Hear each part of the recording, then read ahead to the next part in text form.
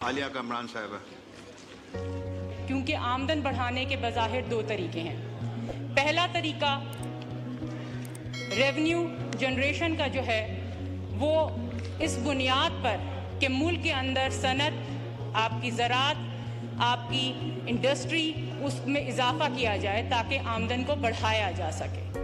اور دوسرا طریقہ ٹیکسز اور اس پہ مزید ٹیکسز، تاکہ کچھ طبقوں کو نچوڑ کر ملک کی حکومت کی آمدن کو بڑھانے کے طریقے پیدا کیے جائیں۔ سر، بدقسمتی سے ہمارے ملک میں یہ دوسرا طریقہ کار رائج ہے۔ جو طبقہ ہاتھ میں آیا، ٹیکس در ٹیکس، ایسا سلوک کیا جائے کہ وہ یہاں سے بالآخر بھاگ جائے اور کہیں اور جا کر کاروبار کرنا شروع کر دے۔ سر، ہم نے کبھی غور ہی نہیں کیا کہ غیر ملکی سرمایہ کاروں کو تو آپ چھوڑیے، ہمارے اپنے ملک کے شہری اگر وہ ساؤنڈ ہے تو وہ یہاں ترجیح دیتا ہے اپنے ملک کی بجائے کہیں اور جا کر انویسٹ کرنے کا۔ محترم، یہاں پر صرف وہی لوگ انویسٹ کرتے ہیں کہ جن کے پاس کوئی آپشن نہیں رہتا۔ بدقسمتی سے سر، اس طریقہ کار کو اگر ہم مسلسل اس کو جاری رکھیں گے تو ہمارے ملک میں قرضوں کا جو ہے وہ دلدل میں دھنستا چلا جا رہا ہے۔ یہ بجٹ جو ہے، اس بجٹ کے اندر بھی ہم اسی دوسرے طریقہ کار کا استعمال کیا گیا ہے، تو یہ امید رکھنا کہ کوئی بہتری آئے گی غلط ہوگا۔ اب اگر پہلے طریقہ کار کو استعمال کیا جائے جو کہ ریونیو جنریشن کا ایک درست طریقہ ہے، تو اس کا پہلا اور بنیادی عنصر سر یہ ہے کہ ملک کے اندر امن و امان کا قائم ہونا اور سیاسی استحکام کا ہونا بہت ضروری ہے۔ ہم سب جانتے ہیں کہ ہمارے ملک میں امن و امان اور سیاسی استحکام کا فقدان ہے۔ ہماری اسٹیبلشمنٹ جو کو بو کے گندم کی امید کرتی ہے اور ملک کے اقتدار اعلیٰ سے دستبردار ہونے کے لیے تیار نہیں ہے۔ پہلے یہ چند ایک وزارتوں کی سر ڈیمانڈ کیا کرتی تھی، مگر اب اس کی تعداد میں اضافہ ہوتا جا رہا ہے۔ ماضی قریب میں عدم سیاسی استحکام کی وجہ، جو بنیادی وجہ رہی ہے، وہ ایکسٹینشن اور مزید ایکسٹینشن بنی ہے۔ آس پاس کے ملکوں کے حالات کا اگر ہم جائزہ لیں، ان کے وسائل، ان کی آبادی، نسل، حالات، سر اس میں ایک بنیادی فرق نظر آتا ہے، اور وہ یہ ہے کہ یہاں پر ہمارا جو ہے مداخلت اور وہاں پہ عدم مداخلت۔ جب تک سر اس بنیاد کو، جو ٹیڑھی بنیاد ہے، سیدھا نہیں کیا جائے گا، آپ کی عمارت توڑ نہیں چڑھے گی، پھر چاہے آپ جیسا بجٹ بنا لیں اور جس طرح کا مرضی بجٹ بنا لیں۔ سر، امن و امان کی صورتحال ہمارے ہاں یہ ہے کہ کسی شہر یا قصبے پر اگر قبضہ ہو جاتا ہے تو کئی دن لگ جاتے ہیں سر اس قبضے سے چھڑوانے میں۔ ان حالات میں کیا آج کا حکمران اپنے بچوں کو یہاں پاکستان میں انویسٹمنٹ کے لیے کہے گا؟ اور اگر حکمرانوں کے بچے یہاں پر کاروبار کرنے کے لیے تیار ہو جاتے ہیں تو سر میں آپ کو شورٹی دیتی ہوں کہ ہر دوسرے بندے کا بچہ جو ہے یہاں پر کاروبار انویسٹ کرنے کے لیے تیار ہو جائے گا۔ محترم، سرمایہ کاروں کے دل جو ہیں وہ پرندوں کی مانند ہوتے ہیں، ذرا سی ڈسٹربنس ہوئی وہ اڑ کے چلے جاتے ہیں۔ اب بھی سب کے سب بھاگے ہوئے ہیں کیونکہ حالات ہی اس طرح کے نہیں ہیں۔ حالت یہ ہے کہ چائنا تمام سیاسی جماعتوں کی ایشورنس چاہ رہا ہے۔ میری مراد ایک آدھ دن پہلے ہونے والی جو کانفرنس منعقد ہوئی ہے اس سے ہے۔ IMF حکومت پہ اعتبار کرنے کے لیے تیار نہیں، اسے بھی اپوزیشن کی ایشورنس چاہیے۔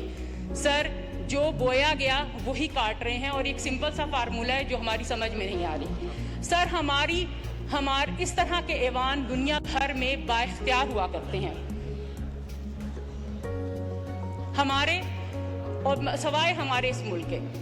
محترم، اس بے اختیار ایوان میں ایک بے اختیار حکومت کا با اختیار وزیر خزانہ کی طرف سے پیش کردہ بجٹ جو ہے وہ نمائندگی کر رہا ہے ان با اختیار لوگوں کی۔ اس میں یقیناً کچھ حصہ اس بے اختیار حکومت کی فرمائش پر ان کی فلاح و بہبود کے لیے بھی خرچ کیا گیا ہے، مگر سر یہ میرج آف کنوینئنس ہے، کچھ تیرا کچھ میرا۔ لیکن جو اصل حاکم ہیں، جو عوام ہے، ان کے لیے کچھ بھی نہیں ہے۔ کل بھی عوام بے حال تھی، آج بھی عوام بے حال تھی۔ कल भी आवाम के लिए कोई बजट नज़र नहीं आता था और आइंदा आने वाले कल में भी आवाम के लिए कोई बजट नज़र नहीं आ रहा है। मोहतरम, NFC अवार्ड मेरे ख्याल में 14 साल हो गए इसको, और शायद इस अवार्ड की मुद्दत 5 साल होती है। डंक टपाते हुए हमने 14 साल गुजार लिए। अब अगर कल मज़ीद इस अवार्ड को एक्सटेंड कर दिया जाता है तो यहाँ पर भी हम सर एक्सटेंशन वाला मामला करेंगे। और हुकूमतें अपने दस्तूरी फ़राइज़ जो हैं इस बजट के हवाले से पूरा करने में नाकाम रही हैं। एक और चीज़ ये सर, इस पे मैं आपकी स्पेशल तवज्जो चाहती हूँ सर, कि पेट्रोलियम के हवाले से है। पेट्रोलियम के हवाले से कुछ टैक्सेस सूबों को चले जाया करते थे।